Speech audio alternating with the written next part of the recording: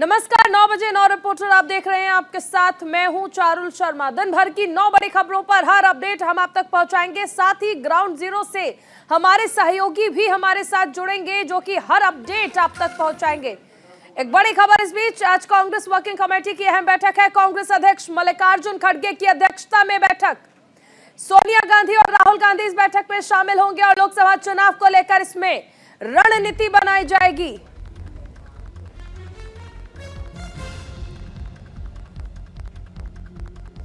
इस वक्त की बड़ी खबर, कांग्रेस वर्किंग कमेटी की आज अहम बैठक है। कांग्रेस अध्यक्ष मल्लिकार्जुन खड़गे की अध्यक्षता में यह बैठक होगी।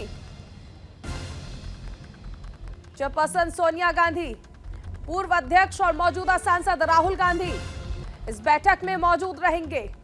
2024 की रणनीति पर विचार किया जाएगा। लोकसभा चुनाव को लेकर क्या रहेगी कांग्रेस की रणनीति? क्या अलायंस में बनी रहेगी कांग्रेस, या फिर जिस तरह से मनमुटाव की खबरें आ रही हैं,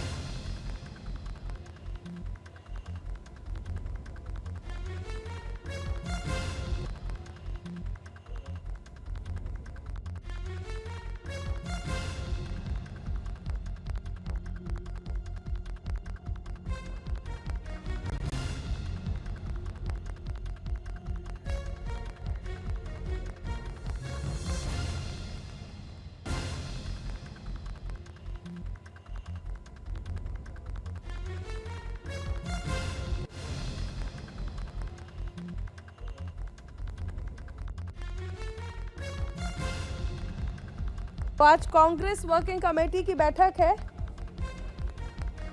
लोकसभा चुनाव पर अब देखिए सभी पार्टियों की नजरें हैं।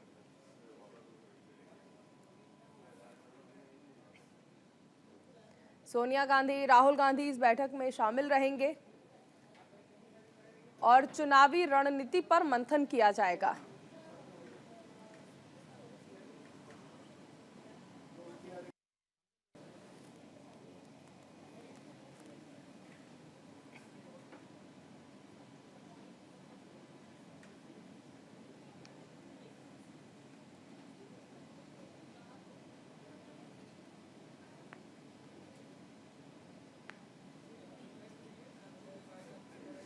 हमारे साथ एडिटर ओम प्रकाश जी जुड़ गए हैं। ओम प्रकाश जी, आज कांग्रेस वर्किंग कमेटी की ये जो बैठक है, ये कई मायनों में खास है, क्योंकि खासकर जब हम देख रहे हैं पिछले कुछ समय से अलायंस में हम जिस तरह से फूट वाली चीजें देख रहे थे, मनमुटाव देख रहे थे, इस हिसाब से कितनी मायने रखती है आज की बैठक? Ancient metallurgy, ancient town planning and water resource management है। और याद होगा कि 2 दिन पहले ही इंडी गठबंधन की बैठक हुई है, जिसमें गठबंधन के आगे की रणनीति बनाने को लेकर सभी दलों में सहमति बनी थी कि 2024 के चुनाव को लेकर सभी दल अपने अपने दल के जो वर्किंग कमेटी है उनके साथ बैठक करें और एक ठोस निर्णय के साथ आए, ताकि इस गठबंधन को और मजबूत किया जा सके। गठबंधन में जब की बैठक हुई थी इंडी गठबंधन की, तो उसमें मल्लिकार्जुन खड़गे का नाम ममता बनर्जी ने प्रपोज किया था कि मल्लिकार्जुन खड़गे के नेतृत्व में हम आगे के चुनाव लड़ें और वो पीएम का चेहरा हो सके, उसके जिसका अरविंद केजरीवाल ने भी समर्थन किया था। इसके अलावा संसद में जो गतिरोध बना हुआ है वो भी कांग्रेस के सामने एक बड़ा मुद्दा है। तो आज कांग्रेस वर्किंग कमेटी के बैठक में 2024 के चुनाव के साथ साथ गठबंधन के जो दूसरे साथी हैं इंडी गठबंधन के साथ, उनके साथ कैसे गठजोड़ करना है, सीट शेयरिंग कैसे करना है, चुनाव के लिए क्या रणनीति होगी, अलग अलग राज्यों में उनका गठबंधन बाकी जो वहां के रीजनल पार्टीज हैं उनके साथ कैसे होगा, इन सभी मसलों पर इसमें चर्चा होगी। साथ ही आज संसद में जो गतिरोध बना हुआ है उसको लेकर भी इसमें आगे की रणनीति तय की जाएगी कि इस मसले को लेकर आगे लोगों के बीच कैसे जाया जाए। इसके अलावा जो आज की बैठक है वो अध्यक्ष मल्लिकार्जुन खड़गे के अलावा इसमें सोनिया गांधी, राहुल गांधी और जो वर्किंग कमेटी के सदस्य हैं उनके अलावा कई राज्यों के जो प्रभारी हैं, कांग्रेस प्रभारी राज्यों के, वो भी इस बैठक में शामिल हो रहे हैं। इसलिए बैठक कांग्रेस के लिए काफी खास मायने रखती है। ओम प्रकाश जी, अगर हम देख रहे हैं तो जिस तरह से मिमिक्री प्रकरण जो है उस पर कांग्रेस को घेरा जा रहा है और खासकर पूर्व अध्यक्ष और मौजूदा सांसद राहुल गांधी का जिस तरह से घेराव हो रहा है कि वो खड़े रहे, वीडियो बनाते रहे, लेकिन इसका विरोध नहीं किया, क्या ये भी एक मुद्दा हो सकता है कि किस तरह से ये डेंट लगाने की कोशिशें जो बीजेपी की ओर से हो रही हैं, इन्हें हटाया जाए और छवि को साफ किया जाए?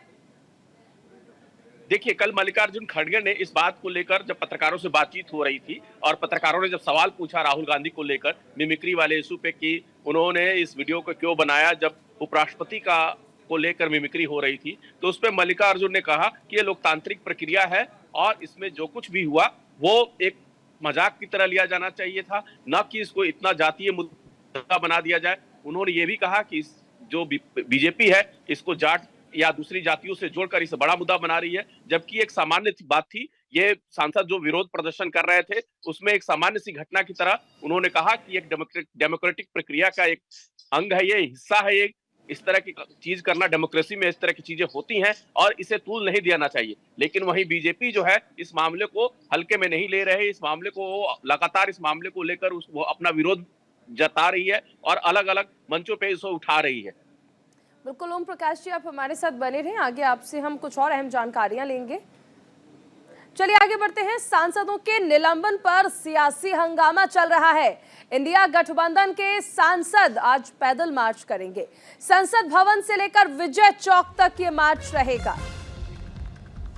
बड़ी खबर आपको बताई जा रही है, सांसदों के निलंबन पर सियासी संग्राम अभी भी जारी है। विपक्ष सीधे तौर पर कह रहा है कि लोकतंत्र बचाइए, लोकतंत्र खतरे में है। सांसदों के निलंबन पर सियासी हंगामा चल रहा है और इसी बीच सांसद आज पैदल मार्च करेंगे। विपक्षी सांसद संसद भवन से लेकर विजय चौक तक ये पैदल मार्च है। एक तरफ संसद के शीतकालीन सत्र की कार्यवाही और दूसरी तरफ विपक्षी सांसदों का ये पैदल मार्च। संसद भवन से लेकर विजय चौक तक का ये मार्च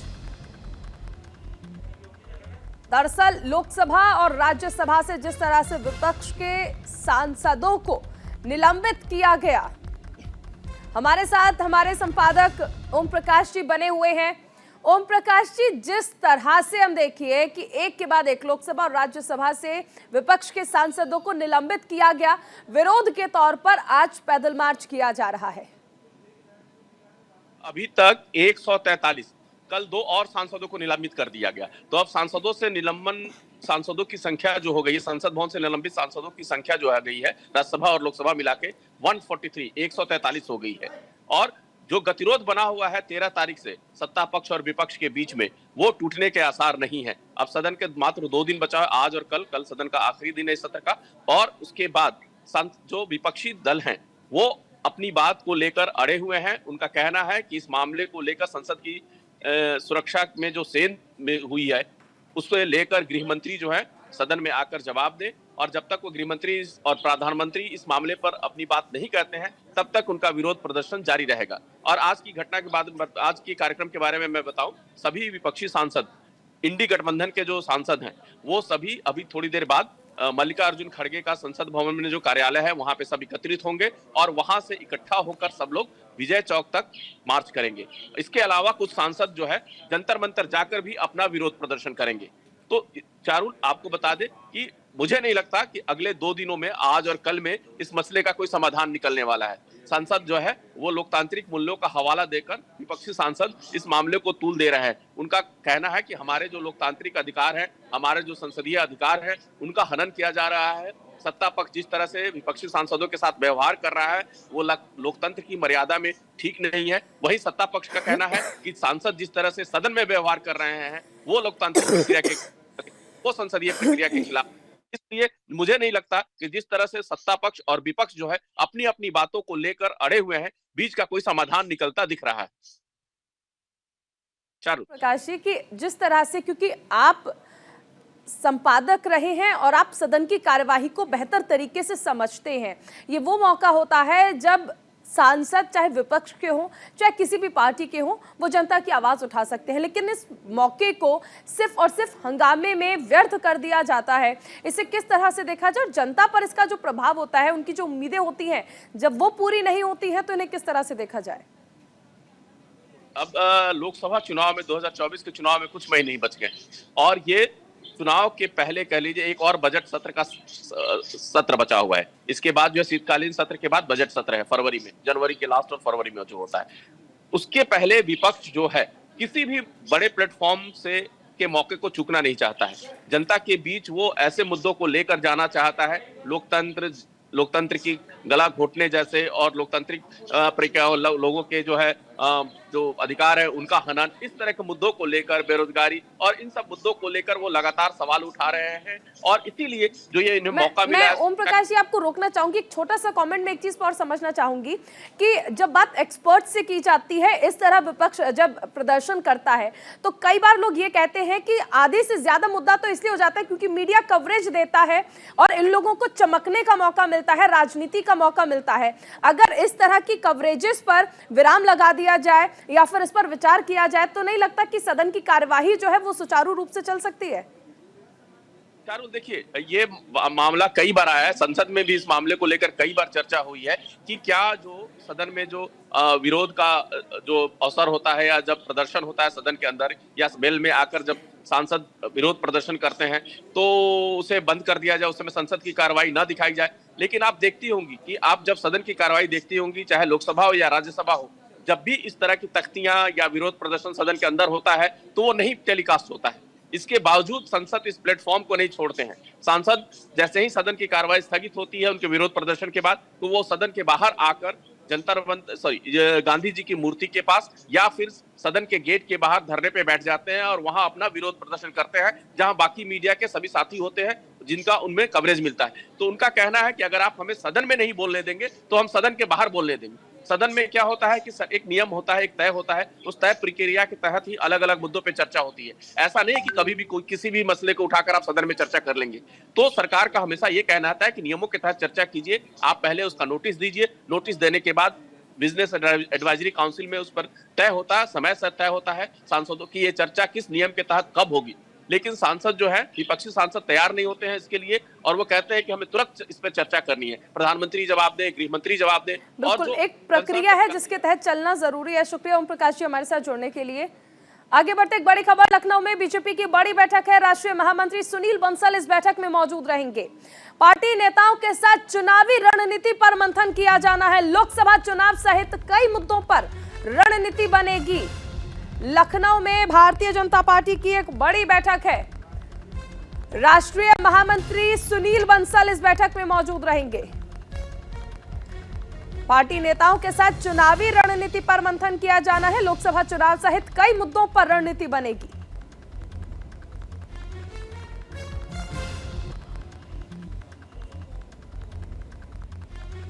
महामंत्री सुनील बंसल इस बैठक में शामिल रहेंगे। चुनावी रणनीति क्या रहने वाली है? देखिए, 80 लोकसभा सीटें हैं उत्तर प्रदेश में और ऐसे में लोकसभा चुनाव में बीजेपी यही कोशिश करती है कि ज्यादा से ज्यादा सीटें निकाल पाए। हालांकि देखिए, अखिलेश यादव का कहना है इस बार भारतीय जनता पार्टी को एक भी सीट नहीं मिलेगी लोकसभा चुनाव में। वहीं बीजेपी मिशन 80 लेकर चल रही है, मिशन 80। आज लखनऊ में एक बड़ी बैठक है, भारतीय जनता पार्टी की बड़ी बैठक, जिसमें महामंत्री सुनील बंसल मौजूद रहेंगे।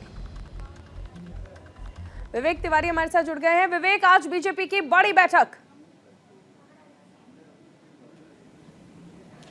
जी हाँ, देखिए, राष्ट्रीय महामंत्री सुनील बंसल अब से थोड़ी देर में लखनऊ लैंड होंगे। ये जो उत्तर प्रदेश में बीजेपी का संगठन आज हम देखते हैं, सुनील बंसल उसके रचनाकार हैं। लगभग 10 साल तक वो उत्तर प्रदेश में संगठन के महामंत्री रहे हैं। आज जो बैठक होने जा रही है वो दो अलग अलग बैठकें होनी है। पहली बैठक कॉल सेंटर्स को लेके है। भारतीय जनता पार्टी की ये रणनीति है कि लोकसभा चुनाव के पहले ऑलमोस्ट हर लोकसभा में वो एक कॉल सेंटर देते हैं। वहाँ पे 10 से 15 लड़के होते हैं जो मतदाता हैं या और दूसरे लोग हैं, उनके बीच कोऑर्डिनेट करते हैं, उनको फ़ोन करते हैं, उनकी समस्याएं पूछते हैं, अपने जो कार्यकर्ता हैं उनको वहाँ तक जाने के लिए कहते हैं। तो ये एक बीजेपी का एक स्ट्रेटजी है, इलेक्शन मैनेजमेंट है जो लोकसभा चुनाव के दौरान होता है। दूसरी जो बैठक हो रही है प्रधानमंत्री विश्वकर्मा सम्मान योजना को लेकर के है, जो इसी साल प्रधानमंत्री ने लॉन्च की है। उसमें ज़्यादा से ज़्यादा लोगों को उत्तर प्रदेश से जोड़ा जाए, इसकी रणनीति पर चर्चा होनी है। और बीजेपी वर्कर्स को यह कहा जाएगा कि आप ऐसे लोगों के बीच में जाइए जो 18 हुनरमंद लोग हैं, चाहे जैसे कुम्हार हुए, सुनार हुए, लोहार हुए, मोची हुए, कारपेंटर हुए, इन सारे लोगों के पास जाएं और उनको इस सम्मान योजना से, प्रधानमंत्री विश्वकर्मा सम्मान योजना से जोड़ने की कोशिश करें। तो ये दो प्रमुख बैठकें हैं, जो मुद्दे हैं इस पर बैठकें होनी है। और शाम को 3 साढ़े 3 बजे के आसपास सुनील बंसल यहाँ से रवाना हो जाएंगे। विवेक जी, ये भी समझना चाहेंगे आपसे कि अगर हम देखें तो बीजेपी हर बार की तरह मिशन 80 लेकर चल रही है कि 80 से 80 लोकसभा सीटों पर जीत दर्ज करनी है। इसको लेकर क्या रणनीति होगी, और खासकर जिस तरह से विपक्षी अलायंस बना हुआ है, क्या उसको लेकर लगता है कि इसमें किस तरह से रणनीति होनी है और क्या बदलाव हो सकते हैं, उस पर भी चर्चा होगी? देखिए, जैसा मैंने बताया कि ये जो योजना है पीएम विश्वकर्मा सम्मान योजना, जिसको लेकर के आज बैठक होने वाली है, इसमें जो 18 हुनरमंद सेक्शंस हैं उत्तर प्रदेश के, उनको जोड़ा जा रहा है। ये सारे वो लोग हैं जो ओबीसी बिरादरी से आते हैं, जो शेड्यूल कास्ट बिरादरी से आते हैं। तो इनको जिस तरह की से समर्थन दिया जा रहा है, सपोर्ट किया जा रहा है सरकार की तरफ से, वो एक बड़ी स्कीम है और इस चुनाव में माना जा रहा है कि ये गेम चेंजर साबित होगी। जहाँ तक अपोजिशन की बात है, अभी तक तो इंडिया जो अलायंस है उसको लेकर के कोई तस्वीर सामने आई नहीं है, सीट शेयरिंग नहीं हुई है, नेता कौन होगा, बहुत सारी चीज़ें हैं दुविधा में पड़ी हुई हैं। कांग्रेस और समाजवादी पार्टी के बीच में उस तरह से अभी वो कोऑर्डिनेशन भी देखने को नहीं मिल रहा है। तो भारतीय जनता पार्टी जहां अपनी रणनीति को लेकर बहुत आगे है, बूथों तक उसका मैनेजमेंट हो चुका है, वो अलग अलग स्कीम से, अलग अलग स्ट्रेटजी पर काम कर रहे हैं, वहीं अपोजिशन अभी एक ही नहीं हो पाया है। तो अभी बहुत कुछ करना पड़ेगा और विपक्ष के लिए बहुत बड़ा चैलेंज है। जिस तरह से बीजेपी की जो स्ट्रेटजी है, जो उसके लीडर्स हैं, जिस तरह से वो इलेक्शन कैंपेन अपनी चलाते हैं, उसको अगर देखा जाए तो अभी बहुत बड़ा चैलेंज है अपोजिशन के लिए, और वो एकता अभी दिखाई दे नहीं रही है। विवेक जी, एक चीज और समझना चाहेंगे, क्योंकि अब ये कहा जा सकता है कि लोकसभा चुनाव का बिगुल बज चुका है, ऐसे में राम मंदिर का मुद्दा कितना बड़ा मुद्दा रहने वाला है, और खासकर जब चुनावों से पहले, क्योंकि अब अगले साल यानी 22 जनवरी को प्राण प्रतिष्ठा होनी है रामलला की। बिल्कुल, इसमें कोई शक नहीं है, और ये केवल उत्तर प्रदेश के लिए नहीं, पूरे देश के लिए एक बहुत बड़ा मुद्दा होने जा रहा है। जिस तरह से योजना बनाई जा रही, बीते करीब 1 महीने से विश्व हिंदू परिषद के लाखों कार्यकर्ता गांव-गांव जाकर के लोगों से संपर्क कर रहे हैं, उनको बता रहे हैं, प्राण प्रतिष्ठा से के कार्यक्रम से उनको सीधा या अप्रत्यक्ष तौर पर जोड़ा जा रहा है, लोगों को वहां बुलाया जा रहा है। लोग वीएचपी के कार्यकर्ता लोगों तक पहुंच रहे हैं, गांव-गांव पहुंच रहे हैं, साधु संतों तक पहुंच रहे हैं। जिस तरह की कैंपेनिंग बीजेपी इस बार इस इशू को लेकर के कर रही, राम मंदिर को लेकर के चल रही है, वो एक बड़ा मुद्दा होने जा रहा है। आज भी मुख्यमंत्री अयोध्या जा रहे हैं, जहां पर वो जो रेलवे स्टेशन है अयोध्या और एयरपोर्ट बन रहा है, उसकी समीक्षा करेंगे, प्रगति की, क्योंकि 30 सितंबर को माना जा रहा है कि प्रधानमंत्री वहां पर आकर के इन दोनों ही, जो इंटरनेशनल एयरपोर्ट है अयोध्या का और जो रेलवे स्टेशन है, बिल्कुल किसी एयरपोर्ट जैसा वो भी बन गया है, बल्कि वो प्रधानमंत्री सौंप सकते हैं लोगों को। तो एक के बाद एक अयोध्या में डेवलपमेंट के प्रोजेक्ट्स लगे हुए हैं, राम मंदिर प्रतिष्ठा का जो अभियान चल रहा है, जो अभियान अयोध्या में होगा प्राण प्रतिष्ठा वो तो होगी ही, लेकिन उसके इर्द गिर्द जो कुछ रचा गया है भारतीय जनता पार्टी, विश्व हिंदू परिषद, आरएसएस के द्वारा, वो बहुत बड़ी कैंपेन है। शुक्रिया विवेक जी इस तमाम जानकारी के लिए। और इसी के साथ इस बुलेटिन में इतना ही। आप बने रहिए न्यूज़ इंडिया के साथ।